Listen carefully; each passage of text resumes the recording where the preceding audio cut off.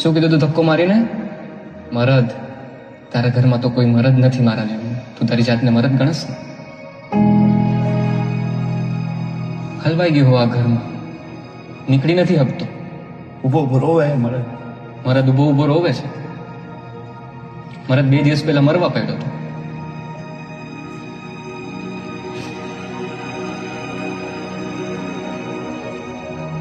આ તને શું લાગે છે કે મરવાથી બધું સારું થઈ જાય?